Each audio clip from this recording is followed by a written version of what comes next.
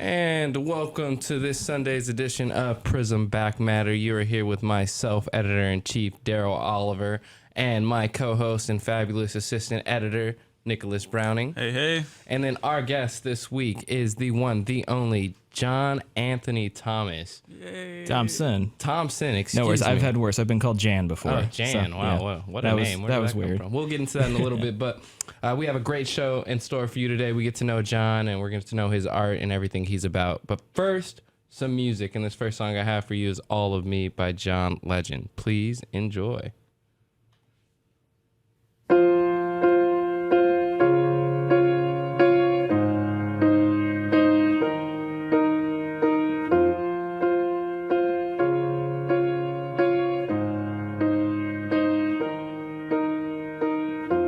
What would I do without your smart mouth? Drawing me in and you kicking me out. You've got my head spinning, no kidding. I can't pin you down. What's going on in that beautiful mind? I'm on your magical mystery ride, and I'm so dizzy, don't know what hit me, but I'll be alright. My head's underwater, but I'm breathing fine. You're crazy and I'm out of my mind, 'cause all of me loves all of you. Love your curves and all your edges, all your perfect imperfections. Give your all to me, I'll give my all to you. You're my end and my beginning. Even when I lose, I'm winning, 'cause I give you all of me, and you give me all of you. Oh, how many times do I have to tell you? Even when you're crying, you're beautiful too. The world is beating you down. I'm around through every mood. You're my downfall, you're my muse, my worst distraction, my rhythm and blues.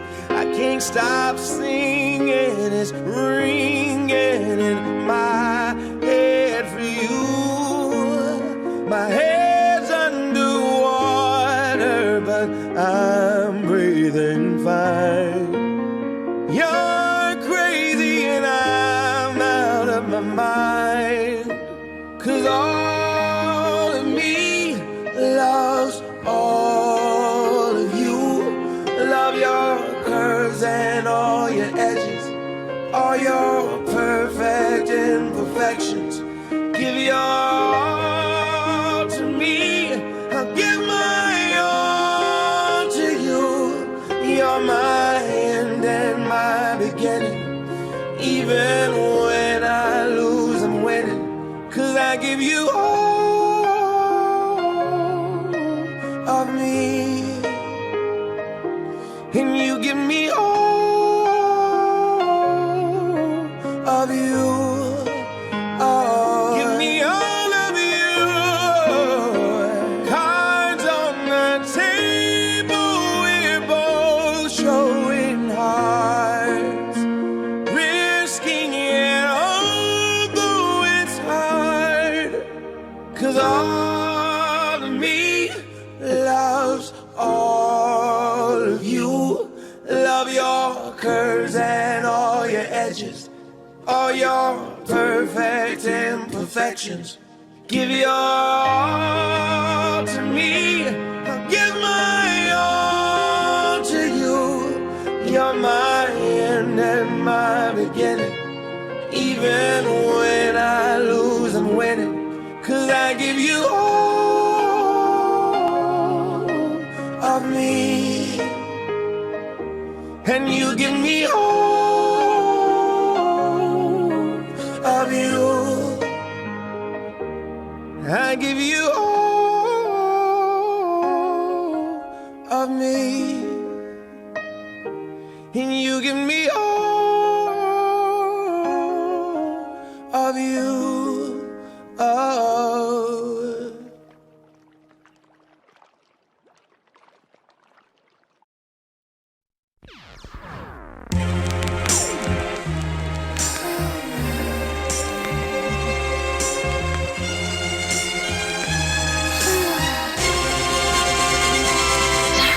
Daydream. I fell asleep beneath the flowers. For a couple of hours. On a beautiful day. Daydream. I dream of you amid the flowers. For a couple of hours. Such a beautiful day. It's a smile from behind my giant robot's eyes. I keep him happy cause I might fall out if he cries. Scared of heights so I might pass out if he flies. Keep him on autopilot cause I can't drive. Room enough for one, I tell my homies they can't ride. Unless we're sitting on the shoulders, but that's way too high. Let's try not to step on the children. The news cameras filming this walking project building. Now there's hoes selling hoes like right around the toes. And the crackheads beg at about the lower leg. There's crooked police that's stationed at the knees. And they do drive-bys like up and down the thighs. And there's a car chase going on at the waist. Keep a vest on my chest. I'm sitting in my room as I'm looking out the face. Something to write about. I still got some damage from fighting the White House. Just a daydream. I fell asleep beneath the flowers. For a couple of hours. On a beautiful day. Daydream. I dream of you amid the flowers. For a couple of hours. Such a beautiful day. Now come on everybody, let's make it cool. We need a few more half-naked women up in the pool. And hold this Mac 10 that's all covered in jewels. And can you please put your ones closer to the 22s? And where's the champagne? We need champagne. Now look as hard as you can with this blunt in your hand. And now hold up your chain, slow motion through the flames. Now cue the smoke machines and the simulated rain. But not too loud cause the baby's sleeping. I wonder if it knows what the world is keeping. Up both sleeves while he lay there dreaming. Me and my robot tiptoe round creeping. I had to turn my back on what got you paid. I couldn't see, had the hood on me like Abu Ghraib. But I like to thank the streets that drove me crazy. And all the televisions out there that breaks me. I was daydream. I fell asleep beneath the flowers. For a couple of hours. What a beautiful day. The flowers. For a couple of hours. Such a beautiful day. Daydream. I fell asleep beneath the flowers. For a couple of hours. On a beautiful day. I dream of you beneath the flowers. For a couple of hours. Such a beautiful day.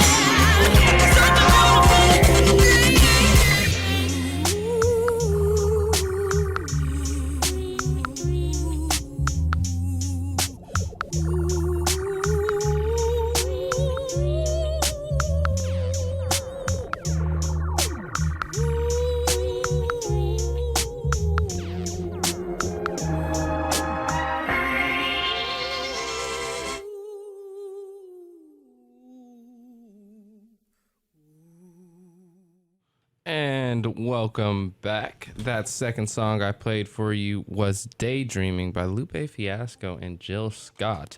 We are here today with myself, Daryl Oliver, Nicholas Browning, and our guest, the singular, the spectacular, John Anthony Thompson? Yeah, there you Thompson, go. You there got it it. is Got right it. there. Nailed it.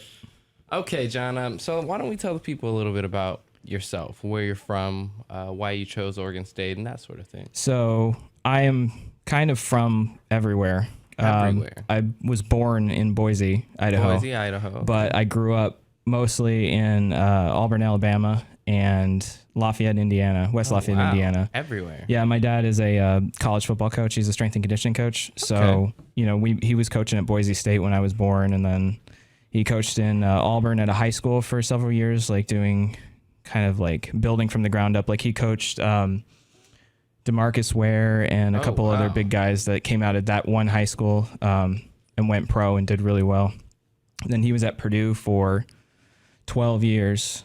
And then, and then I met Rhonda, and then we got married and we moved to Wisconsin and stayed with my parents for a year and lived in Milwaukee, which was probably the best city I've ever lived in. Cool. And then we moved out here to go to college. Okay. So Literally, it's complicated. I can't really say I'm from so anywhere. and so. So would you call any of those places maybe Milwaukee or maybe where's Purdue? Well, West Lafayette, Indiana. West Lafayette, Indiana. Yeah. Would you call either of those your hometown? Or do you? My adopted hometown is Milwaukee. I love Milwaukee. Milwaukee is basically imagine Portland but without mountains right near it. Oh. That's Milwaukee. Nobody knows about it, and it's better that way. Like, You just told them. I know. The Damn, secret. I blew it. Yeah, now everyone's gonna be rushing to Milwaukee. Yeah, right. So were you a big college football fan? Oh growing yeah. up? Oh yeah. That's every Saturday from out here from 9 a.m. until solidly 8 o'clock at night. Watching college football. That's all we do. Like after college football season, we get up, our legs like don't exist anymore. We have to go, get those gains back that we lost. So you're a big Beaver fan, or? Yeah, I love the Beavers. Mostly follow them. I follow Boise State a lot. Follow Auburn. Growing up in Auburn, you cannot not be an Auburn fan. yeah. If you're an Alabama fan, you are. Oh, you don't want to do that. Don't do that. Yeah, just don't say it. That's how I feel about being a Laker fan in Portland at times. It's a little. I'm all right with the Lakers. My dad's from near LA, so Rhonda hates the Lakers, but I'm solid with them. They're fine. Okay, so you moved around a lot, Yeah. and then you said you met Rhonda, and you two decided to come out to Oregon for college. Why Oregon? Why Oregon State? I mean, you've been kind of everywhere. It Yeah, seems like well, just a I random was, place. I went to right out of high school. I went to Purdue for about a year and a half, and I hated it. Mostly like Purdue is a fine university if you're an engineer or a chemist or a business major, but they don't really have anything else besides that that's really great. And you said you'd been in West Lafayette for almost 12 years. At that point, I had been there for 9 years. Okay. So I was getting tired of it, and so then I went to school, and then I stopped for a while, about 6 months, 8 months, and then I worked. In that time span, I lost a ton of weight and started selling my old clothes. Oh wow! To make money to buy new clothes, and then it just kind of became an actual viable eBay business. And I'd go to all the pro shops and I'd buy like discounted Nike gear, and all of a sudden you went from, like you said, selling your own clothes. Yeah, to selling now other people's clothes, you're just finding making stuff. bank. That's smart. So so. It's funny how it just happened. Yeah, it wasn't a plan. It wasn't a plan. I just wanted to go buy nice clothes that fit me. So, but it turned into something, and and it went strong for about a year and a half until about 2011, I think, and that's about when the 2008 kind of economy crashed. That's when that hit online sales, at least for us, and it just completely dried up. There was just nothing. So I decided, like, been thinking about going back to school, but I had no idea what I wanted to do. So I remember in high school, I was looking to take credits online and remember seeing eCampus, but it was like very much in its infancy. So, I decided to go back and, I applied. I came here as a fisheries and wildlife major, and I did that, and I got right to the cusp where I would start pretty much only doing my science classes and the major classes. And it was a really cool subject, and I feel like I could have finished out, but I had absolutely no desire to actually work in that field. Yeah. So, I kind of took about a year and I thought about staying fisheries. I thought about going into. And this is living in Oregon. Yeah, this is where we've been in Corvallis for 3 years now. Okay. Just about 3 years. So, that was pretty much the whole of last year was me trying to figure out what I wanted to do. And in that time period, we were living, the three of us, myself, Rhonda, and her brother Riley, were living together in an apartment. We all came out here, as one family to move out here. And the choice for Oregon was just West Coast, Best Coast? I had always wanted to get back to the Northwest. I loved Idaho, and that's, I miss the mountains. Pacific Northwest is a beautiful and place. I just always wanted to live out here, and I think the eventual goal will be somewhere near Portland, maybe outside in the mountains or something, but we all just wanted to get out here. I'm surprised you didn't say Milwaukee there. Yeah, right. But, Riley's a musician, and he has been for 5, 6, 7 years. And it really inspired me seeing him doing that and seeing like that's actually possible, because I've been playing music my entire life. I sang in, my church choir and, just random singing when I was little. And then I played in my school's orchestra, first chair clarinet. Hey, Oh, wow. Yeah, cool To kids. clarify for anyone listening here, John is, at least for Prism, he's submitted digital art, but you're more than just a digital artist. Yeah, I mean, so I can you give us a quick list of what you can do artistically? I just call myself an artist because, my music is an art. Yeah. So I do music. I love hip hop. I try to make, some pretty solid beats. I really like trap music.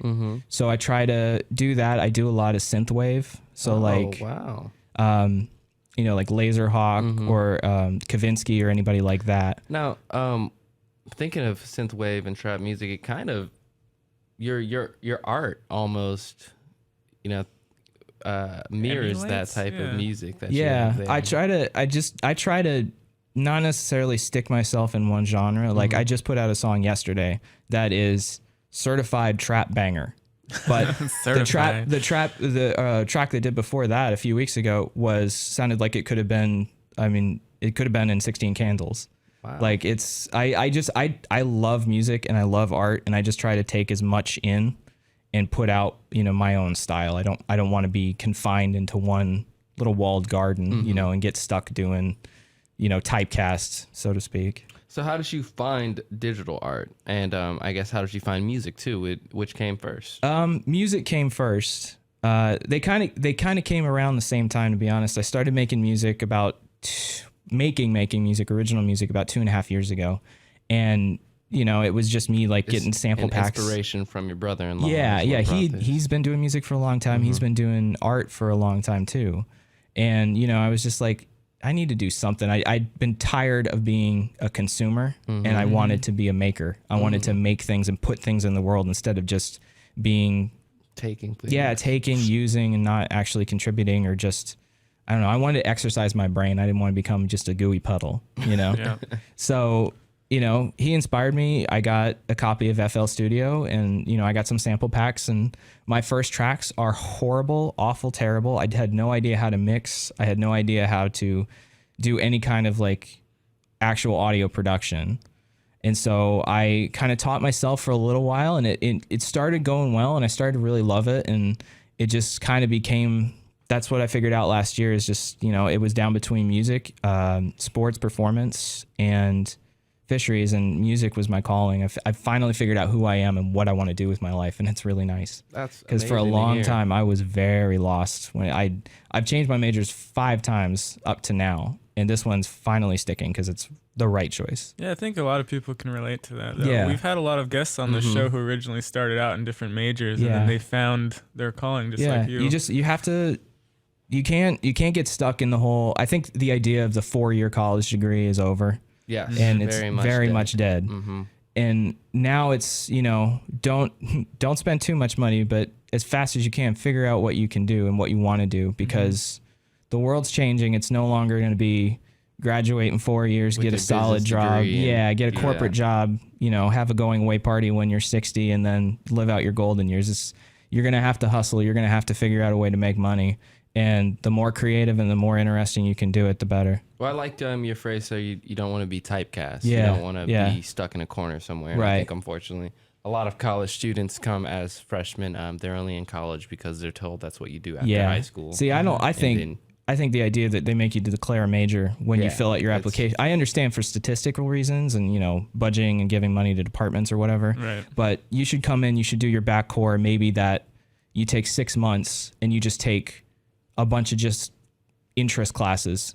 Take an art class, take a science class, take an engineering class. All of it, yeah, and see which everything. one of those Figure out what you calls like you. doing, what you have fun doing, and when you figure out what you have fun doing, do that. And if you can make money doing it, you're living the dream. That's amazing. On that note, let's play some music. Yeah, let's do that it. was great. Something from you. Absolutely. Let's get that first track there.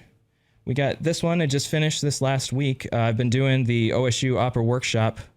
We just finished the Blue Forest performances yesterday. Nice. And to say I was burnt out is definitely an understatement. Yeah. So with that, I give you Opera Burnout. Opera Burnout by...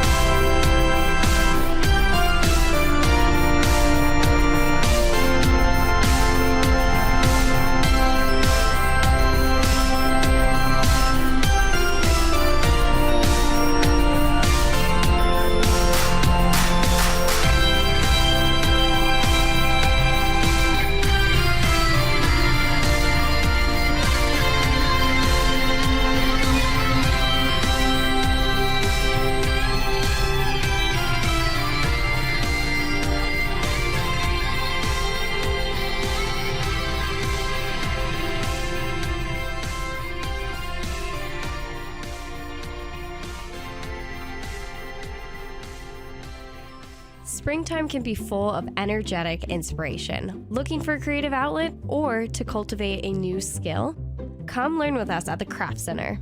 This makerspace has fully equipped studios for learning ceramics, woodworking, glass jewelry, fibers photography, and more. The Craft Center offers affordable nighttime and weekend classes and workshops for the creative use of students, faculty, and the general public.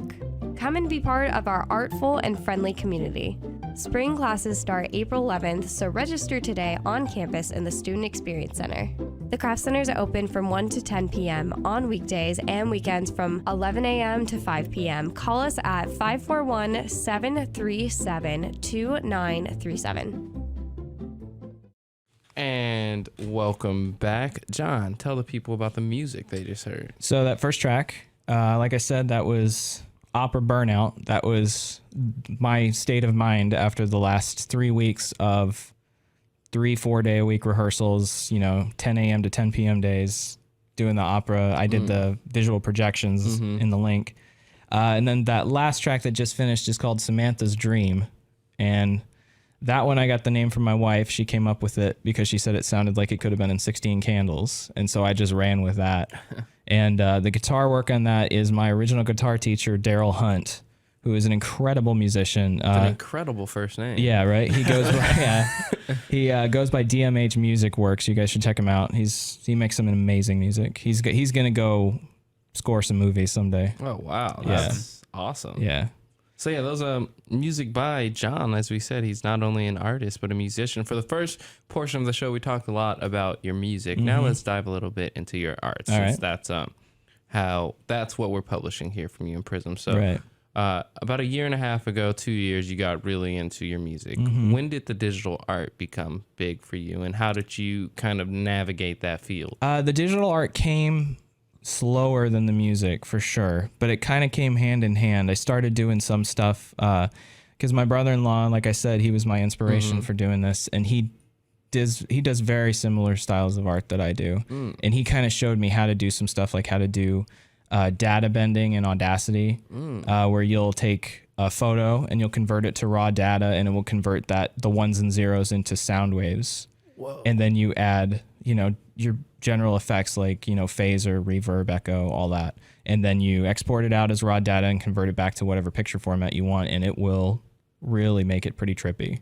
So that's how you did that. I do that. I do pixel sorting, which I can go into, but it kind of came hand in hand. I started making artwork for my songs, because I just didn't want to put out without an album cover. I wanted to do little single cover. So I'd take some of my photography and I'd do some of those small effects to it and put it out. And then, was there any way you could blend the music with the art? I feel like I could. I mean, when I make that last track, Samantha's Dream, I specifically made a picture that looks like the final scene from 16 Candles, where they're sitting on the table with the cake. I use that, and I try to do. I've started lately because I'm trying to build to. I want to put out an EP in the fall, so I'm trying to do very targeted, meaningful single covers instead of just a lot of times I'll make a song and I'll just be like, oh, I made this picture, I'll just put it up, it's cool. But I made one of my tracks on my SoundCloud, etherealdelusions.com. It's called Journey Through the Rift. And so we had been out, it was the last day of finals and we were celebrating. So we went out in front of our house and we're, drawing with chalk on the, sidewalk. And I kind of drew this picture that looked kind of like a canyon a little bit, just with a bunch of waves and colors. So then I processed it and I did a bunch of stuff and that ended up becoming my album cover. Oh, wow. So a lot of the times it kind of just, like I was saying, I go through spurts where I'll be super creative for 3, 4, 5 weeks, and then I'll just burn out and I won't have anything come out of me for 2 weeks or so. Is it safe to say that a lot of your digital art comes as inspiration from your music for those album covers? That's kind of, it naturally led you to that path. It's kind of 50-50. Half the time it's for album covers, the other half is just I like making pretty pictures. I take a lot of my inspiration. I really like the kind of the romantic artists, Delacroix is my favorite painter. And I love abstract art like Magritte and Dali.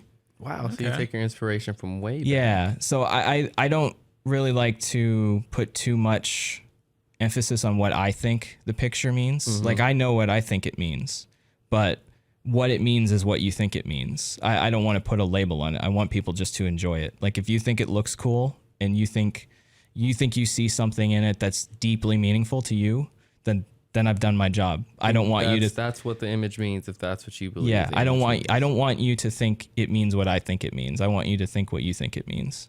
It's a wonderful way to view art to me. Yeah, that's actually in our art boards this term. When we were looking at your pieces, we had a lot of different people like trying to find stuff inside of your images and decide what they meant. Decipher. Well, like, you know, I have the piece Choices of Memories, and that is going to be in the Prism. You know, to me, wonderful piece, by the way. Thank Love you. it. Thank you. Yeah, to me, it's, you know, it's a person, just it's a human being, and they're standing in the rift of time, and you see all the cracks in time of all the possible outcomes and choices and all the universes that are created with those choices and where they could go and what they could do, and they can see that. But if you think it just looks like, you know, an acid trip, but it's relevant to you, then that's awesome. Fine. I'm so happy for that. Yeah. You know? That's awesome. Yeah. The cover image that is also an image of yours. We all enjoyed it. I really liked it. Thank you. Yeah. And it wasn't until I brought you in to talk to you that you told me it was a football helmet. Yeah, actually. I've started doing, when I first started doing art, I used a little bit of my pictures, but I would just, you know, find pictures online and edit them. And as I've become more serious, I'm trying to use my own photography mostly. So that's a picture of the old Oregon State football helmet that's at Fifth Street Growlers hanging up on the wall. That was actually going to be one of my questions about where you get your photos from that you... It's mostly just, you know, random pictures that I'll take. I have a couple that are like trees that are in my neighbor's yard. I did one of the daffodils when they bloomed in our front yard. You just kind of anytime I haven't worked on it, but I took a picture of Benton Hall the other day that looked really cool that I had an idea to do with something. Wow. It's just kind of like, I'm that weird guy that'll be like, oh, that's really cool. And I'll pull my phone out. I'm like, you know, the Japanese tourists, you know, just taking pictures wherever I can. And, you know, sometimes it'll come out, sometimes it won't. Yeah. Just kind of play around with it and have to take the pictures of. Yeah. Do you have a specific work schedule? Do you like to work on rainy lightning nights at 2 a.m. with coffee, or do you like I wish I was that in edgy. the background? I wish I was that edgy. Man, most of the time, like, you know, I'm a music major, so I'm around all these musicians, and they're very talented. They're very good, but they're like your typical musician, you know, like they're up till like 3 a.m. making music, you know, like throwing down beats at 3:30. You know, I get up at like 7 or 8 o'clock. I do my best work from like 9 a.m. to like 4 in the afternoon. Okay. And then I can do some stuff if I haven't done a whole lot during the day, but I get brain spent pretty quickly. Yeah, toward your evenings are more relaxed. Yeah, my evenings are more like I am passed out on the couch because I've been doing so much all day. Yeah. So I try to do it in the morning mostly. We had one of our staff members call your artwork glitch art. Yeah. Is this something you're familiar with? Yeah, it's totally. That's kind of, I wouldn't specifically call myself glitch art because there's a lot of people that, I don't know. There's a kind of the glitch art community is kind of in flux. Like, I don't know if you guys like, you know, ASAP Mob. They just put out their video for Lamborghini High the other day, and it's super glitchy. It's awesome. They data moshed it and everything, and just we're doing all kinds of cool chroma key effects and everything. But it's kind of starting to go mainstream, and I personally don't care. I think it's cool if it goes mainstream, but there's a lot of people that are like, no, man, it's got to be underground. It's nothing if it's underground, you know? It's not underground. Everyone's doing exactly, yeah. So, and there's a lot of people that have started making like phone apps, and I use a lot of those apps that they're basically just filters, you know, they're kind of like Instagram, but for glitch art.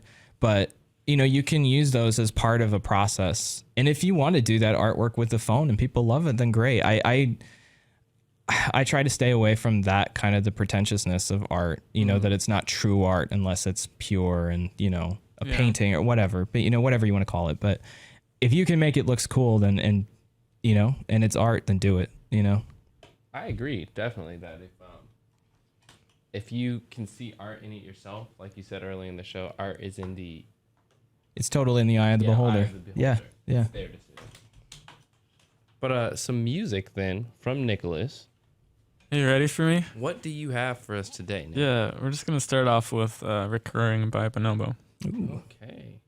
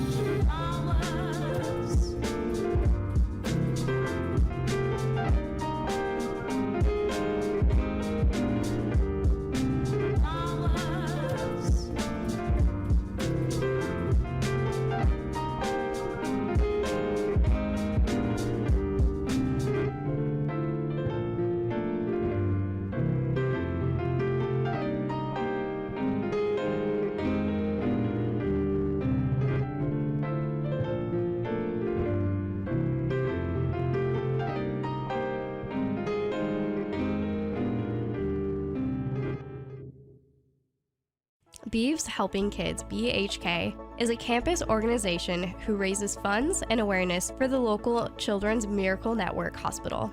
BHK does a variety of fundraisers during the year to raise money for the neonatal intensive care unit and the pediatrics unit at Sacred Heart Medical Center in Springfield, Oregon. The money goes directly to the hospital with no overhead costs, and the hospital does not turn any family away. In addition to fundraisers, we do hospital tours, events with families who have been in the hospital, and much more. We meet Wednesdays at 7 p.m. in Milam 123 if you want to get involved, or come to our Beaverthon event in April. And welcome back. The music you just listened to was Courteous Nicholas Browning. And Nick, what was it? Courteous Nicholas. What's your new DJ name? Yeah, that's okay. Courteous Nicholas here on the ones and twos. The first song was Recurring by Bonobo, and the second was Flowers by Nujabes. Okay. And we are back here with John, Nicholas, and myself, Daryl, talking about his art and his music. Any questions for him, Nick? Oh, yeah, I have a couple. This is probably a tough one always, but if you had to pick one of your own pieces as your favorite? My favorite? Yeah. Ouch. Oh, that would it be? hurts. Or a favorite series, or just a... I think my absolute favorite that I've done, and you can find it on, if you go to etherealdelusions.com, if you want to go straight to it, you go etherealdelusions.com/portfolio. Probably my absolute favorite is, I did one called Glitch Wave. That's just, I love that one. And probably too, the artwork I did for my track Samantha's Dream is one of my favorites too. And do you judge or choose a favorite based on its finished product or based on the experience you had creating the piece? A little of both. Sometimes, a lot of times, I'll go in and I'll know what I'm making. Like I have an idea and it'll come out and it'll look cool. And, it's a 50-50 whether or not I love it or I'm all right with it and I like it and I'll put it out. But most of the time it's just me playing around, and I'll stop. And that's a lot of times too, when I come up with music, I throw a chord progression down. It's just me messing around and it just comes out and I'm like, oh my God, that's something. Okay, let's go. And from there, and that's a lot of times how my art comes out. Unfortunately, I'm not one of those artists that you could be like, paint me a picture of a tree. Not a commissioned artist. Yeah, unfortunately. I mean, you could commission me to make some really cool stuff, but I have no idea what it's going to come out like. Right, And so you'd you say, probably won't I'll take the either. commission, but Yeah, I don't know mean, what you're like, getting out you're of in for a this. ride. Yeah. Let's find out where it goes. Is this something you want to do, is take commissions in the future? Yeah, I'd love to. Yeah, I mean, ideally, the dream is making music and art to support myself between me and our art collective, Quixotic BPM. That's the dream, and if not, then as long as I'm making enough money that I can put a roof over my head and eat food, then maybe you're some happy? beer. That's good. maybe a beer. Maybe here a or beer. there. Yeah, right. So Quixotic BPM, this art collective, can Yeah. you tell us a little more about that? Yeah, it's myself, my wife Rhonda, and Rhonda's brother Riley, DJ Kilso, and our stated goal is to Drake your life and art as hard as you can. So Good goal. the idea is we want to be able to give a voice, because none of us really make art that I would think the traditional art world would consider art, right? We all do some painting and it looks cool, but we're not Rembrandt, and we just kind of want to break down that wall of that really arrogant, stodgy, old school art world where, if you're not part of the in crowd and you're not like so high minded and high shelf that, you're not in. We really, the idea is, since we don't make really, traditional art, we want to give a voice to people that don't make traditional art But are still making art. but are still making art. And we think art is anything.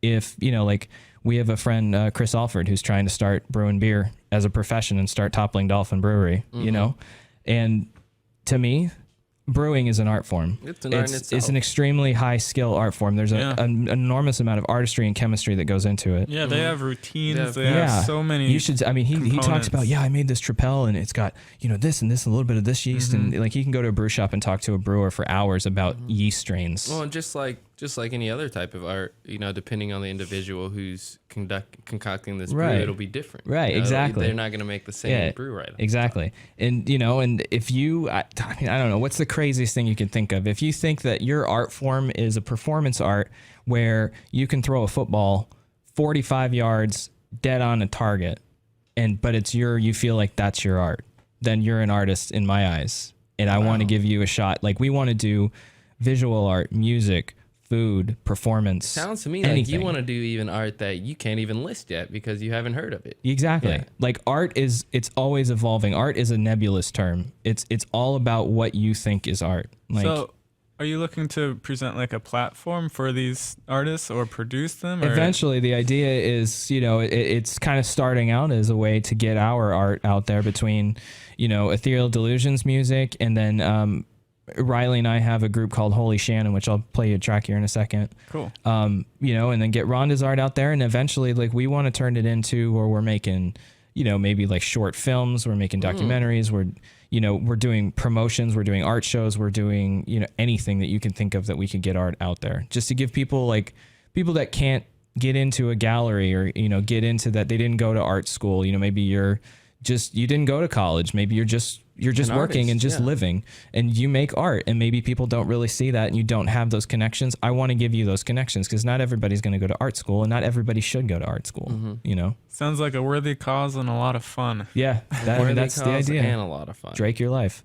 Drake your life. So, John, I have to ask you this then.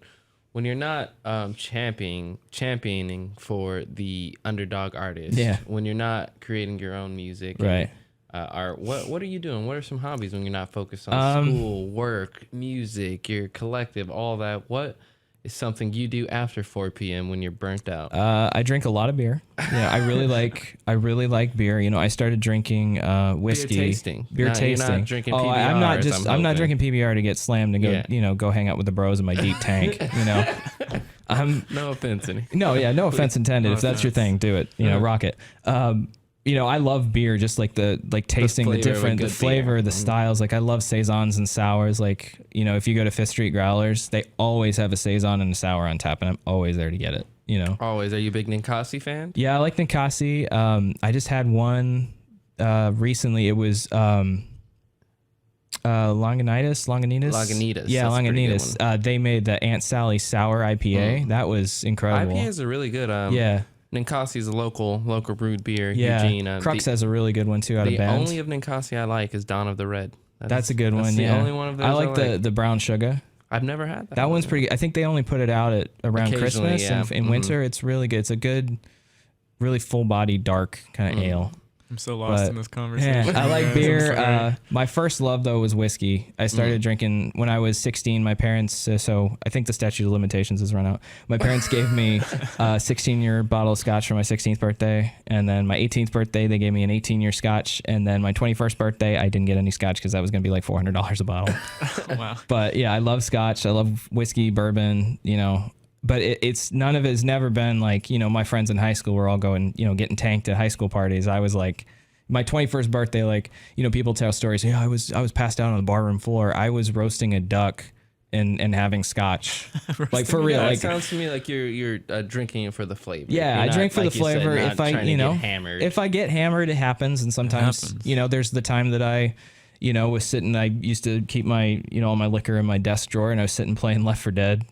All night, and I pulled out the Wild Turkey 101 and I got really drunk, and it was a lot of fun, and I had a really bad headache the next day. But if it happens, it happens. I just kind of like, I go into what I like. I find out what I do. I do that. I play video games a lot. I haven't been playing a lot lately because I've been really busy with school, but not in turn. We're at the end of the show here. Then give me 2 games that you would be playing or you looking forward to playing. Rainbow Six Siege. I'm actually really good at that. I enjoy that game. And then I like playing Grand Theft Auto 5 online. I think everyone likes to play Grand Theft Auto 5 online. A guilty pleasure. Yeah. It was a great show, everyone, today. Can you want to say your website one more time? Check out my website is etherealdelusions.com. That goes to my Tumblr, and then you can get to my SoundCloud, my portfolio right from there. You can see his art. You can see his music. You can get it all. It's amazing. Yep. Also, John will be in attendance this Tuesday from 5 to 7 p.m. on the first floor of the SEC at the Prism Showcase with some of his art up there. Also, Damn Jam from 7 to 7:50. Check it out. I'm going to have 3 tracks in there. Really? The music production collective here at OSU. I got a bunch of people to put in music, and we've got about 50 minutes of tracks worth of people's music. There's going to be posters and everything, so you can find out what it was, find out where their websites are and everything. All right. Please check that out on Damn Jam. Please stop by Tuesday, 5 to 7 for Showcase. I'm Daryl Oliver. I'm Nicholas. And I'm John, Ethereal Delusions. It's been a great show, everyone. Thanks for listening in with us today.